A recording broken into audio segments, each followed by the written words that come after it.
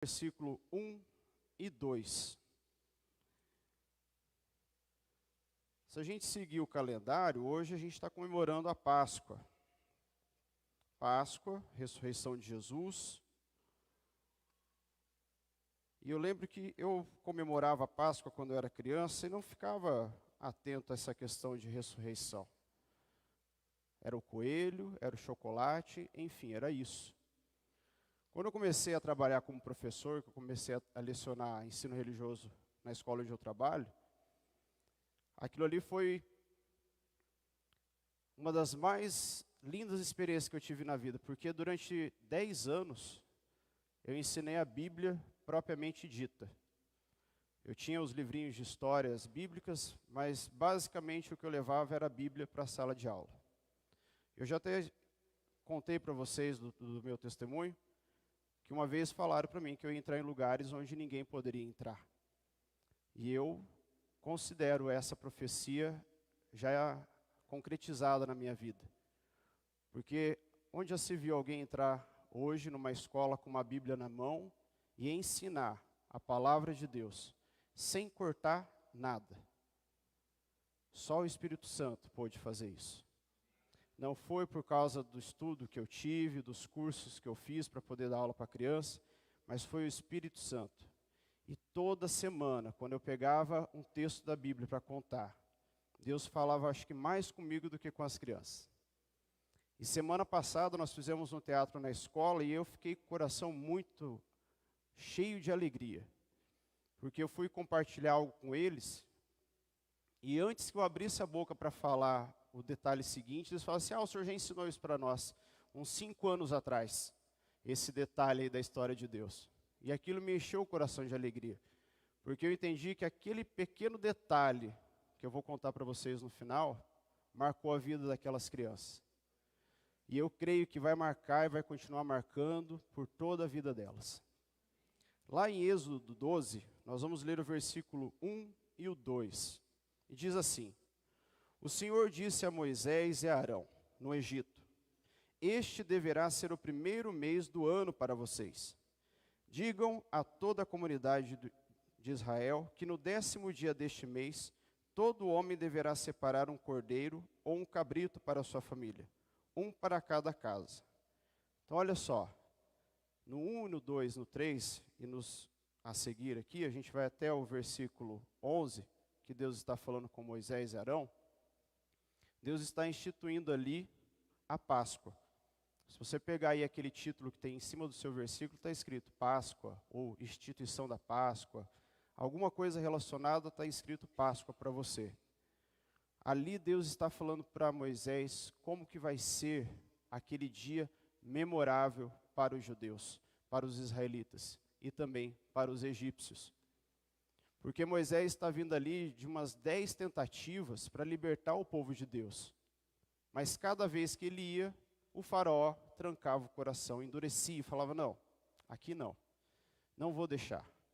Não, mas vai só uma parte, fica outra, e ele não deixava. Quando foi na 10ª vez, Deus falou para Moisés, se prepare, porque esta noite eu passarei sobre o Egito. Pega lá no versículo 11 agora. Versículo 11, Deus já fala assim: Ao comerem, estejam prontos para sair, cinto no lugar, sandália nos pés e cajado na mão. Comam apressadamente. Esta é a Páscoa do Senhor. Não sei se você sabe, mas o significado da palavra Páscoa não é chocolate. O significado da palavra Páscoa não é morte e ressurreição. O significado da palavra é passagem, ou passar além. Quando Deus passa por todo o Egito, e Ele fala para o povo, se preparem. E Ele ainda dá outros detalhes.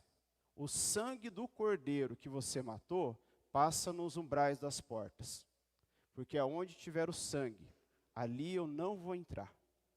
Mas na casa dos egípcios, que eles não vão estar preparados, ali haverá morte e muito lamento.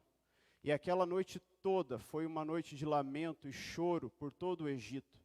Porque o primogênito, desde o faraó até o mais pobre dos escravos e de todos os animais, morreram naquela noite com a passagem do Senhor. Mas olha só, no versículo 1, Deus fala assim: o Senhor disse a Moisés: este deverá ser o primeiro mês do ano para vocês. Aquele mês ali, que a gente fosse colocar no nosso calendário, seria março e abril. Tem uma coincidência com a nossa comemoração da Páscoa aqui.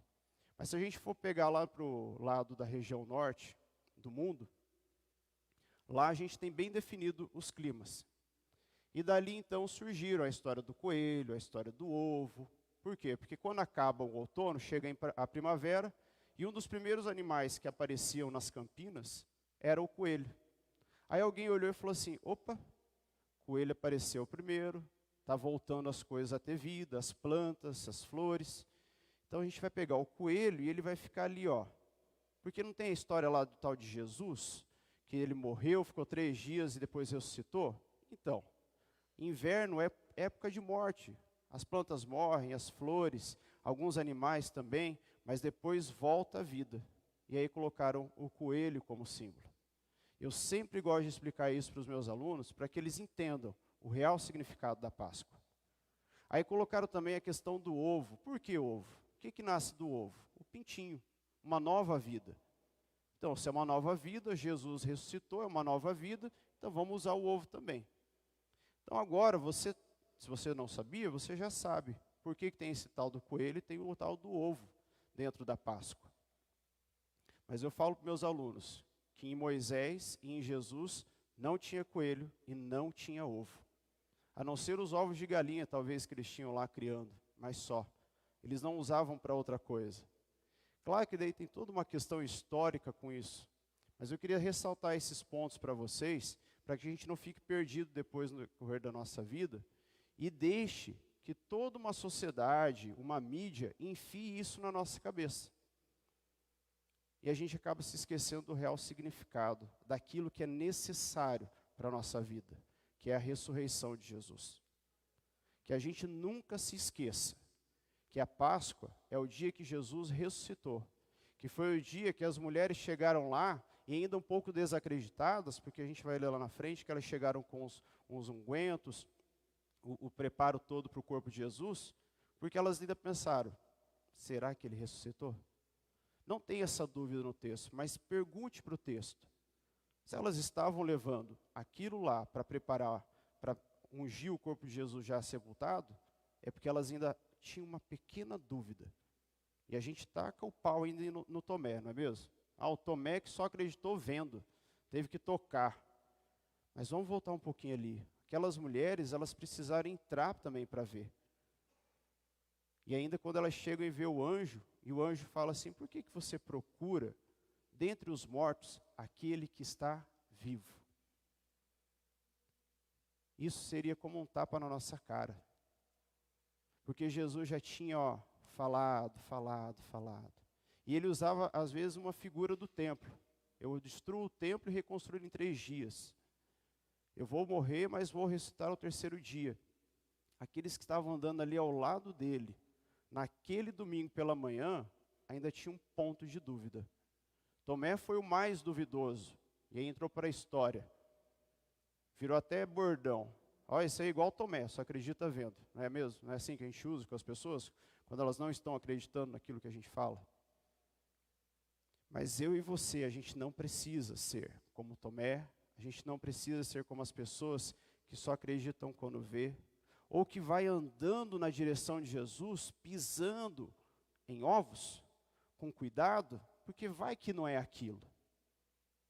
Se você já tem um tempo de conversão, se você já tem um tempo que você vem à igreja, que você escuta a palavra de Deus, que você lê a Bíblia em casa, não pode ter dúvidas no seu coração.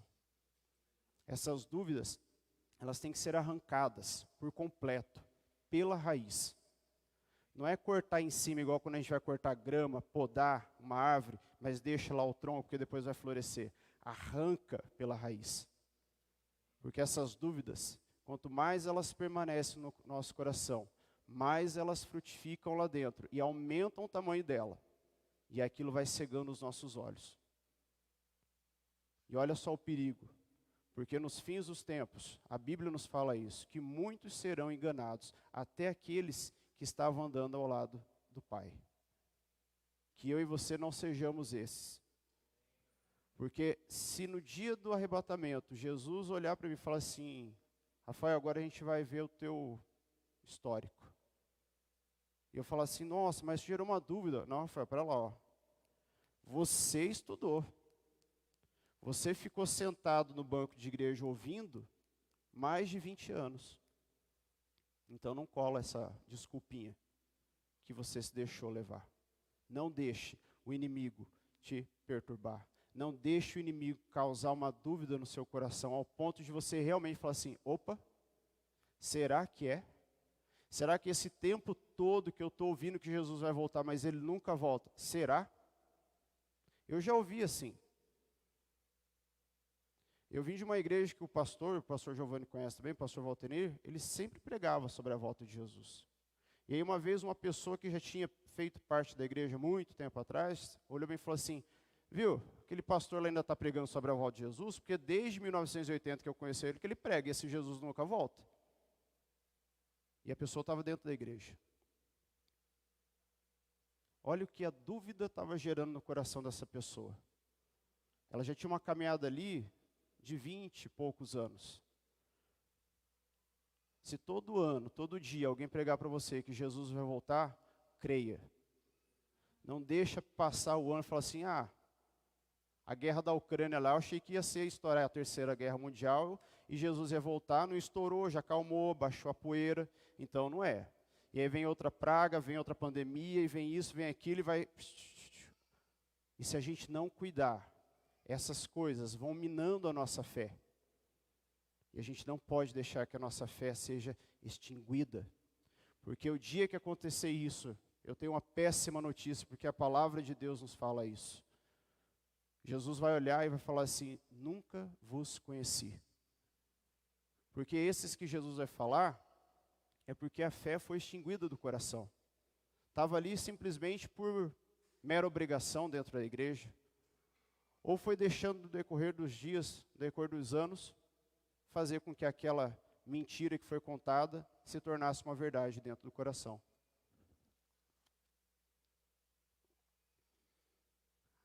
Abra para mim agora, comigo, só um pouquinho para frente, lá no versículo 46 de Êxodo 12 ainda, que tem um outro detalhe muito importante, quando a gente vai ouvir sobre a história da morte e ressurreição de Jesus. Olha só o que diz Êxodo 12, 46. Vocês a comerão numa só casa. Não levem nenhum pedaço de carne para fora da casa, nem quebrem nenhum dos ossos. Pega essa frase. Nem quebrem nenhum dos ossos.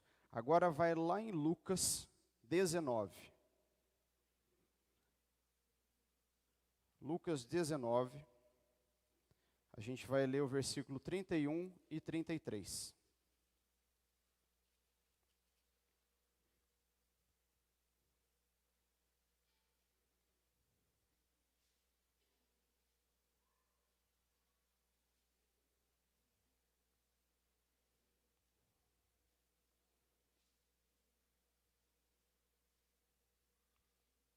Não, perdão, irmãos.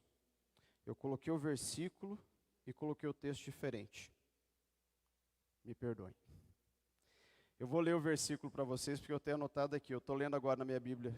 E Lucas 19 não é isso que eu quero ler para vocês. Mas olha só. Chegando-se, porém, a Jesus, como vissem que já estava morto, não lhe quebraram as pernas.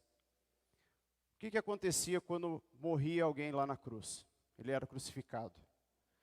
Essa morte, pelo menos, ali durava uns 3, 4 dias. E a gente fica, às vezes, pensando, mas Jesus foi no mesmo dia? Foi na sexta-feira, já morreu e levaram ele para o sepulcro? Mas olha só, uma morte angustiante, de 3, 4 dias, a pessoa pendurada naquele madeiro, sangrando, até a última gota. Aí o que eles faziam para acelerar a morte da pessoa que estava lá na cruz? Eles quebravam as pernas. Mas daí a gente leu lá em Êxodo 12, que ele dizia o quê? Não quebre nenhum dos ossos.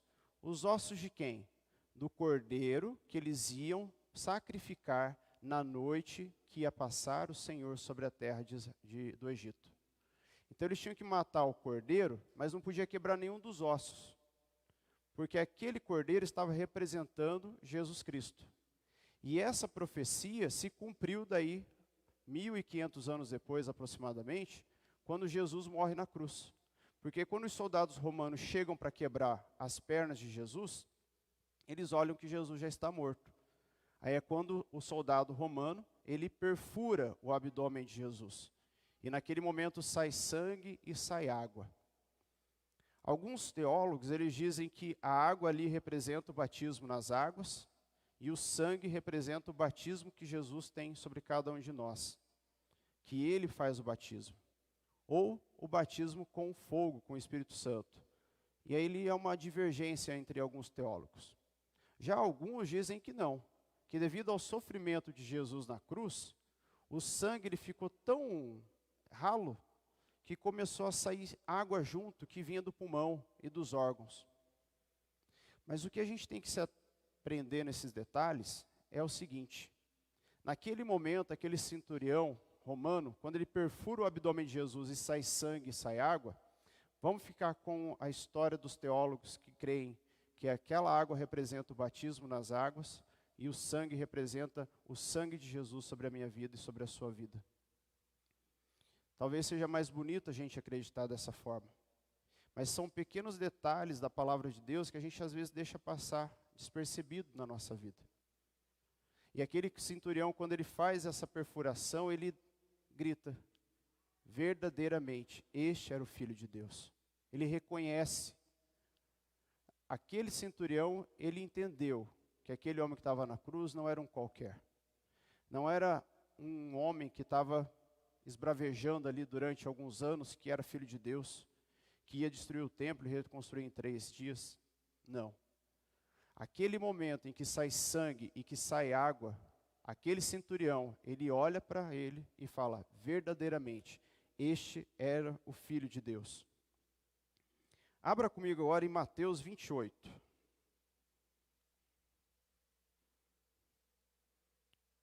E aqui tem um outro detalhe muito importante, que se alguém um dia perguntar para você, você já vai ter na ponta da língua também para falar para essa pessoa e ensinar ela.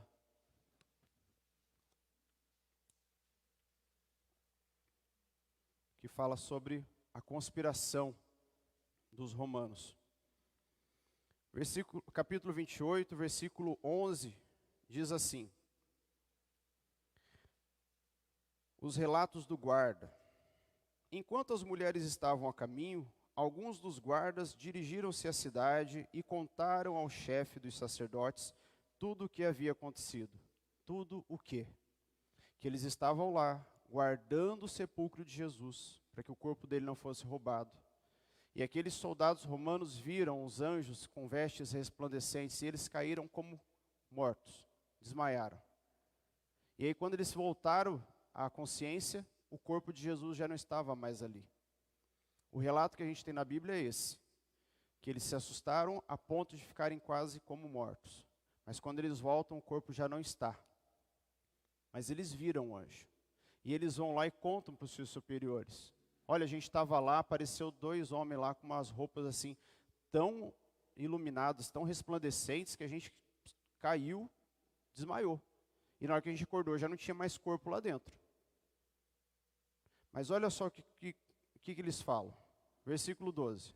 Quando os chefes dos sacerdotes se reuniram com os líderes religiosos, elaboraram um plano. Deram aos soldados grande soma de dinheiro, dizendo-lhes, vocês devem declarar o seguinte, os discípulos dele vieram durante a noite e furtaram o corpo enquanto estava dormindo. Se isso chegar aos ouvidos do governador, nós lhe daremos explicações e livraremos vocês de qualquer problema. Assim, os soldados receberam o dinheiro e fizeram como tinham sido instruídos. E esta versão se divulgou entre os judeus até o dia de hoje. A gente sempre ouve falar que o judeu não acredita em Jesus como Filho de Deus.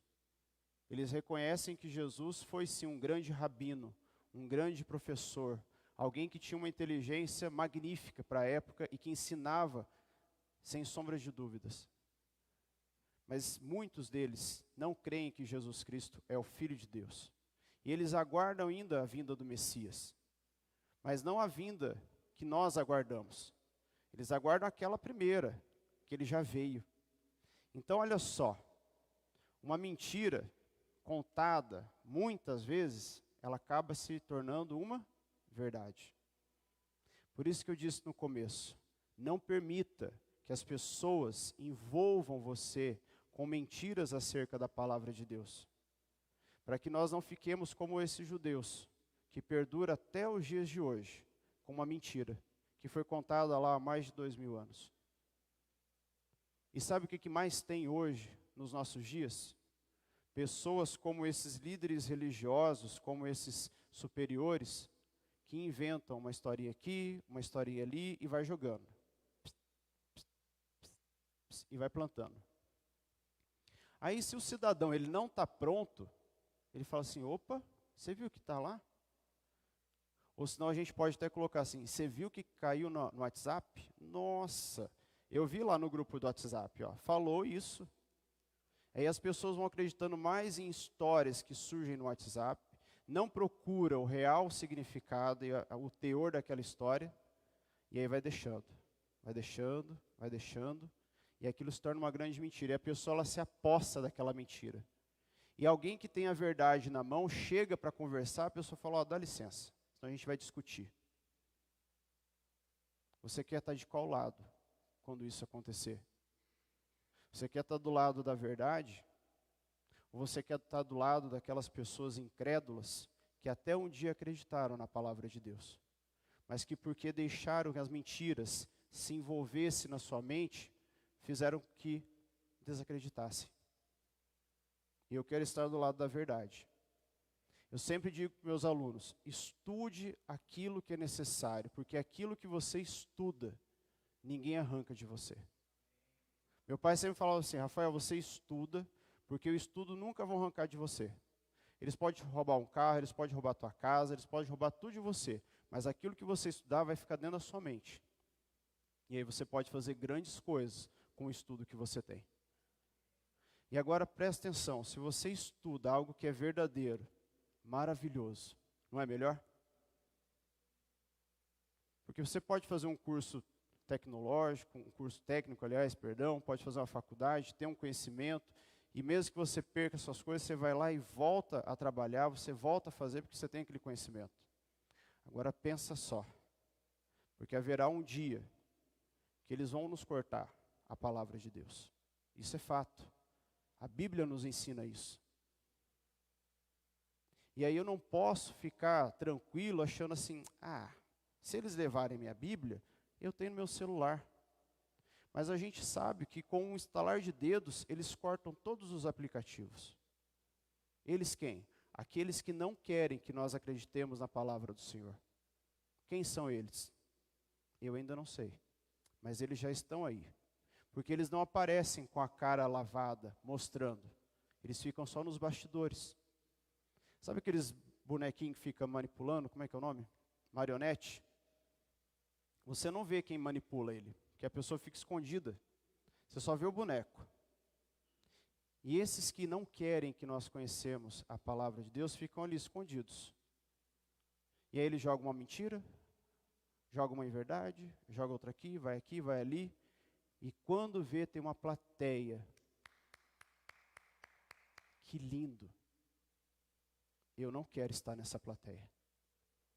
Eu quero estar na plateia, aliás, plateia não, eu quero estar no grupo que vai estar falando assim, santo, santo, santo, santo é o Senhor. Você quer estar nesse grupo também, meu irmão? Busque isso todos os dias da sua vida, com toda a sua força. Aquilo que você mais ama, aquilo que você mais busca com paixão, pega isso, multiplica por 10 e coloca na palavra de Deus. E coloca na sua comunhão com o Senhor.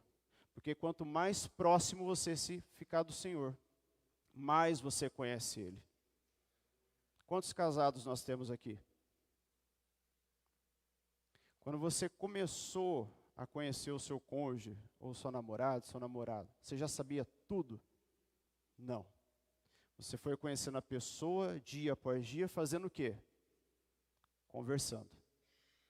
Você não foi no primeiro dia na casa da sua esposa, do seu esposo, seu namorado, e vasculhou todo o diário, conversou com a mãe, com o pai, e descobriu toda a vida da pessoa. Não. Você foi conhecendo essa pessoa dia após dia, conversando. Com Deus não é diferente. A gente só conhece a Deus conversando com Ele. E não é uma vez na semana, não. Quando eu venho no culto de domingo, ou venho no culto de quarta, ou vou numa campanha de oração. É todo dia, quando você levanta, e você já começa a conversar com Deus. Quando você está indo para o serviço, e você vai, vamos colocar assim na linguagem de hoje, trocando uma ideia com o Senhor. Vai conversando aos pouquinhos. Uma coisa que minha mãe faz, eu sempre achava engraçado, que ela estava lavando louça e a boca dela estava mexendo. Eu falava assim, o que a senhora está fazendo? Estou conversando com Deus. Foi, mas lavando louça? Ela é. É o momento que ninguém conversa comigo, então eu estou aqui conversando com Deus, porque depois do meu serviço, como ela trabalha em casa, ela atende as pessoas, e eu ficava vendo ela mexendo a boca. Aí eu vi a minha tia também, cunhada dela, lavando roupa, isso muito tempo atrás, orando e cantando em línguas. E aquilo eu achava magnífico. Eu nunca tinha visto uma pessoa cantar em línguas, nem falar em línguas. Eu só fui ver depois, mas assim, com mais pessoas fazendo isso, quando eu me converti. Mas a minha tia, ela era da renovação carismática, e eu lembro que ela lavava roupa cantando em línguas. E ela estava conversando com o Senhor. O que ela falava, eu já não sabia, porque ela só balbuciava. Mas ela dizia, eu estou conversando com Deus. E a minha mãe também, eu estou conversando com Deus aqui enquanto eu lavo louça. Isso é fantástico, porque quanto mais a gente conversa, mais a gente conhece e mais a gente se aproxima. E aí pode vir o mentiroso que for, você não cai. Você sabia que 2 mais 2 é 5? Vocês sabiam disso?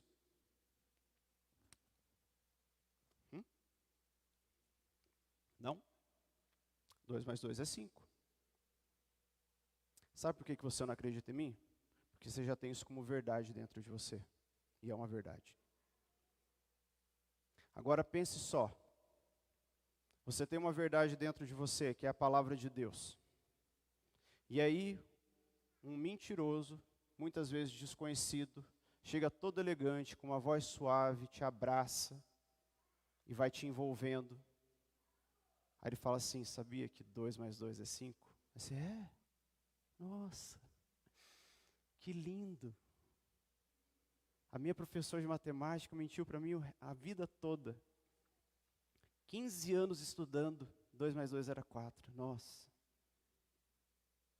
Não seja esse que vai cair quando alguém chegar para você e falar, então, essa história aqui que Jesus ressuscitou ao 3º dia, espera lá um pouquinho. Senta aqui que eu vou te explicar direito o que é isso. Nem senta. Não se deixe se envolver por isso. Jesus já orou por nós. Quando ele estava para ser crucificado, ele estava lá no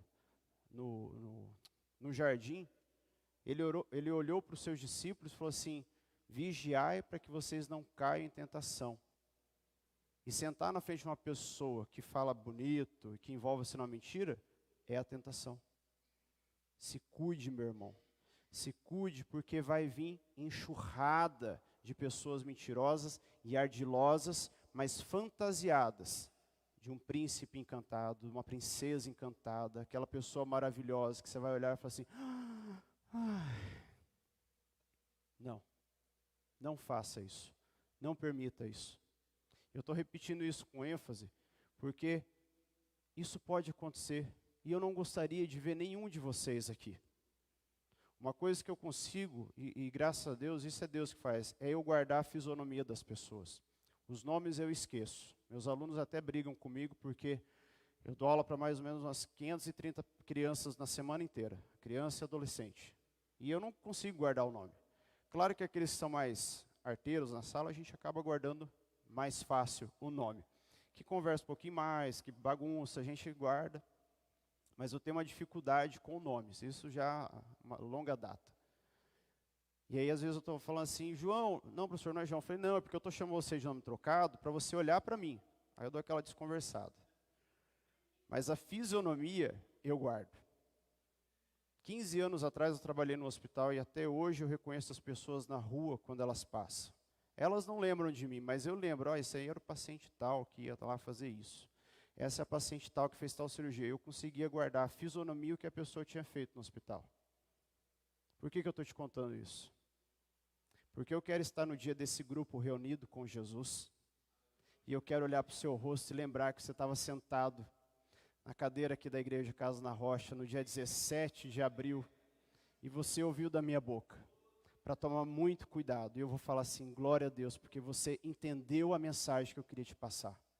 Que era para você guardar essa verdade no teu coração, com toda a sua força, com toda a sua garra. Para encerrar, eu quero que você abra agora comigo no livro de João.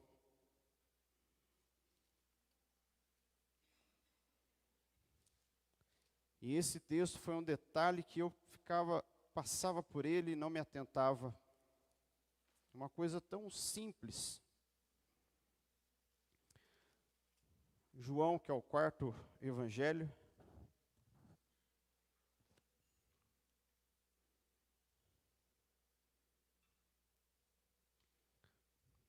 João capítulo 20, a partir do versículo 1.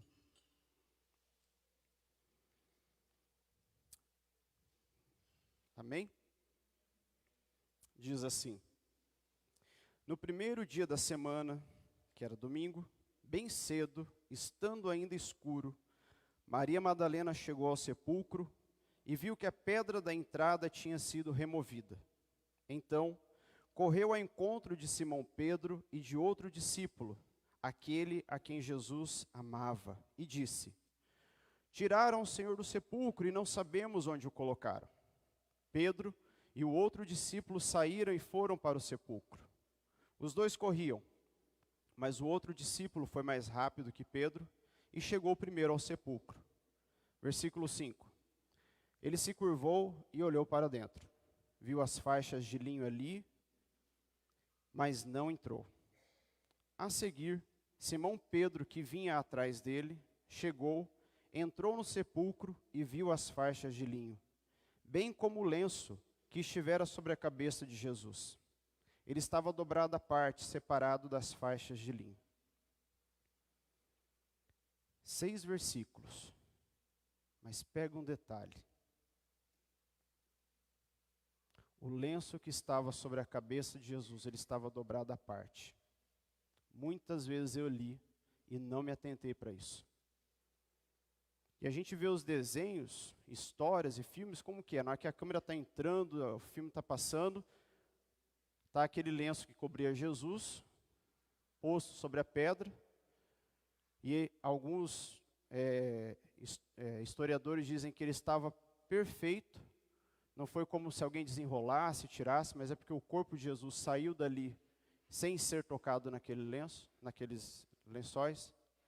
Mas o que estava sobre a cabeça de Jesus, ele estava dobrado à parte. E aí esse detalhe que eu queria contar para vocês, que eu contei para os meus alunos, e semana passada eles relembraram durante o teatro que a gente fez na escola. Não há assim uma certeza sobre essa, como é que eu posso explicar para vocês? Sobre essa história, se realmente os judeus faziam isso de fato. Mas muitos historiadores dizem o seguinte, que há uma história dentro da cultura judaica, você talvez tenha ouvido, mas eu quero que você relembre agora e guarde isso com muito carinho no seu coração. Que é a história do senhor e do servo. Um servo ia e preparava a mesa para o seu senhor, colocava os alimentos, os pratos, os copos, e ele se retirava. E ele ficava num lugar à parte, onde ele tinha visão do seu senhor, mas o seu senhor não tinha visão do servo. Para aquela coisa assim, senhor e servo, eu mando, você obedece, cada um no seu canto. Ali onde o servo estava, ele ficava olhando. Quando ele percebia que o seu senhor tinha acabado de comer, levantava, ele dava uma olhada e observava um pequeno detalhe que o seu senhor deixava, que era o lenço. O lenço que ele usava para limpar a boca. Se caso ele deixasse o lenço ali bagunçado, era porque ele não ia voltar mais. Então o servo entrava e recolhia as coisas.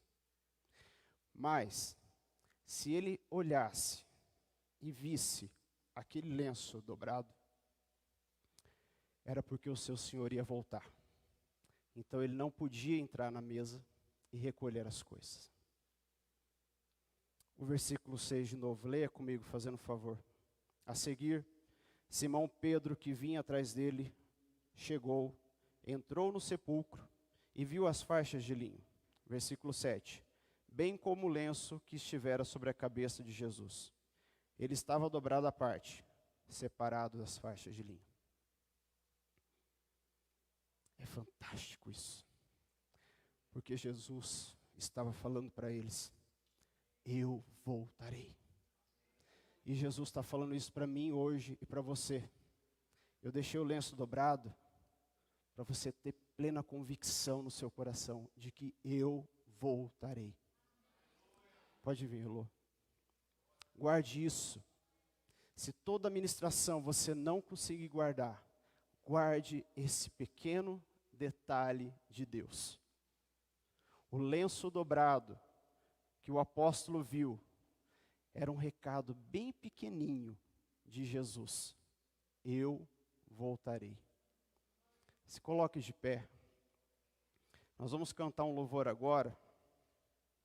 Mas eu quero que você feche os seus olhos e já se coloque em oração. E que você peça ao Senhor para que Ele te revele todos os detalhes que tem na palavra dEle. Aqueles detalhes que você passa todos os dias lendo, mas você não fica atento. Mas que o Senhor Deus, Ele possa trazer a você com clareza. Assim como Ele trouxe para mim esse versículo e mostrou para mim essa história. E sabendo que Ele deixou o lenço dele dobrado à parte. Isso é fantástico. O que Ele estava falando? Eu voltarei. Vamos cantar agora. O Rei está voltando.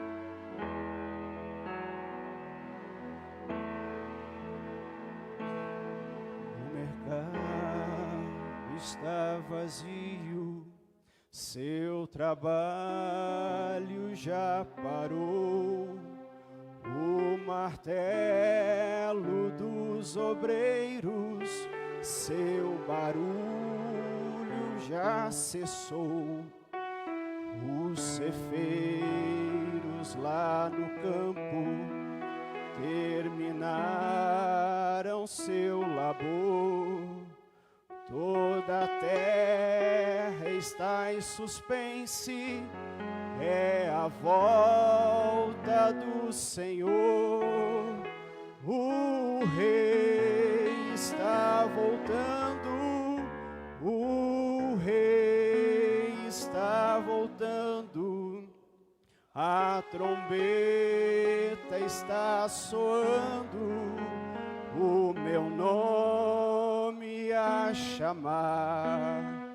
O Rei está voltando, o Rei está voltando. Aleluia, Ele vem me buscar. Os vagões de trens vazios passam ruas e quarteirões, aviões sem seus pilotos voam para a destruição.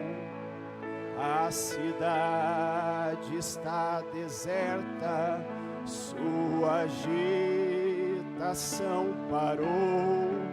Sai a última notícia: Jesus Cristo já voltou. Declare: o Rei está voltando, o Rei está voltando, a trombeta está soando, o meu nome a chamar.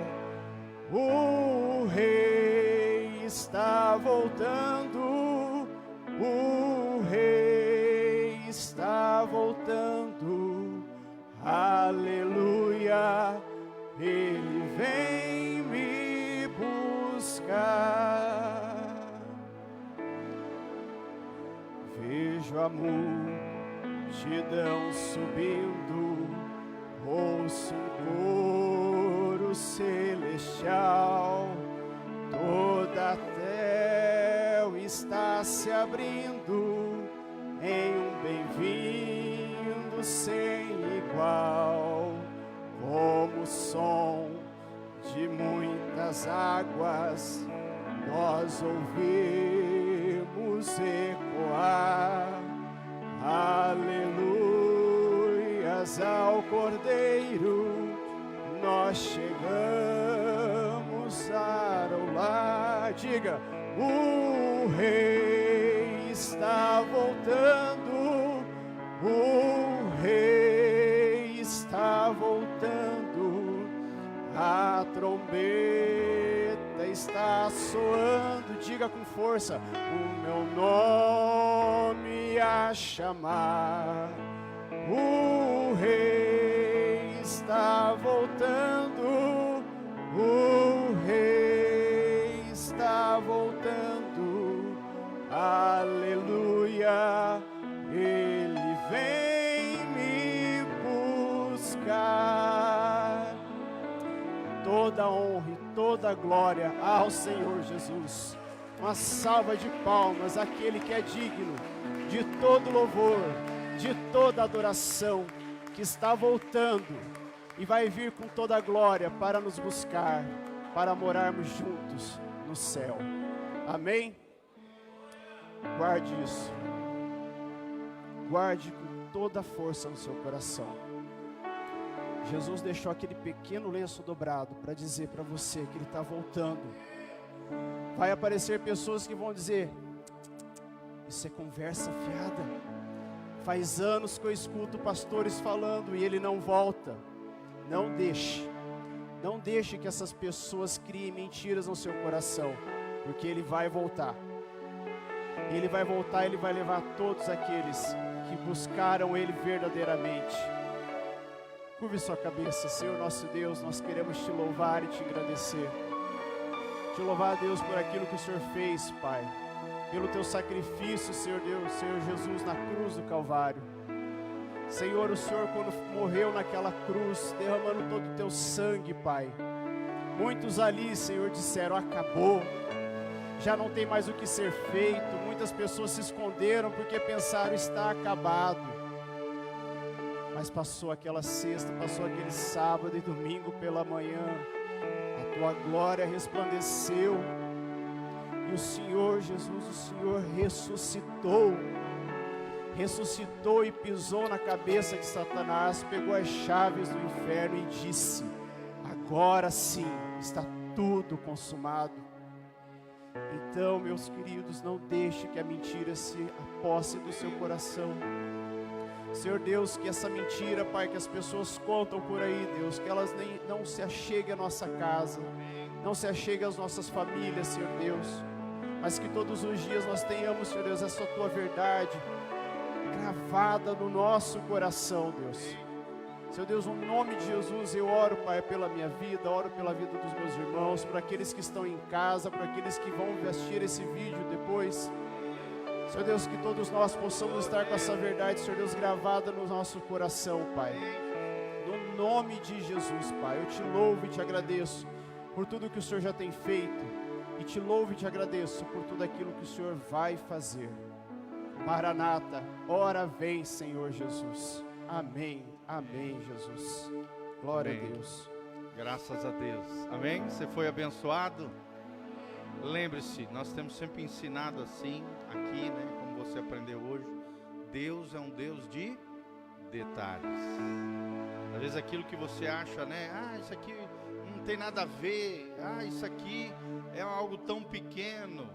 Deus está testando o nosso coração nos detalhes. Assim como Ele nos deixa detalhes para que possamos perceber o seu agir, o seu mover. Deus também é um Deus de detalhes. Se você for fiel, no pouco Deus vai te conceder muito mais. Então, seja fiel nos detalhes de Deus na sua vida. Deus está constantemente provando o nosso coração. E que saiamos aprovados em nome de Jesus, das provações de Deus nessa vida, na nossa história. Amém? Levante as suas mãos para os céus comigo. Que o Senhor te abençoe desde Sião. Que o Senhor faça resplandecer o seu rosto sobre ti. Que o Senhor te encha com a sua paz. O shalom de Deus, a paz que prospere, a paz que excede todo entendimento, venha sobre você, sobre a tua casa, sobre a tua família. Que você tenha uma semana de vitória, de bênção, de graça, de glória, de fé em fé, de glória em glória. Que o Senhor perdoe os seus pecados, te lavando com o sangue precioso do Cordeiro de Deus, que tira o pecado do mundo. Aquele que morreu na cruz do Calvário, mas ressuscitou para te dar uma nova vida no poder do Cristo ressurreto. Que a graça e a paz de Jesus venha sobre você em nome de Jesus. E que Deus mantenha íntegros e irrepreensíveis o teu corpo, a tua alma e o teu espírito até a volta de Jesus de Nazaré. Quem recebe, diga amém. Fala, eu recebo o meu milagre, a minha bênção, a minha herança espiritual, pelos méritos de Jesus. Eu tomo posse com a minha fé, em nome de Jesus. Amém e amém. Tá? Lá na saída nós temos o cartãozinho da campanha também. Se você quiser vir na quarta-feira, venha e leve o seu cartãozinho preenchido para a gente estar orando também, em nome de Jesus. Tá? Durante a semana o pastor Vânia está aí para atender os irmãos, né? Toda a nossa turma aí, células durante a semana. Vamos estar engajados, em nome de Jesus. Tá bom? Estamos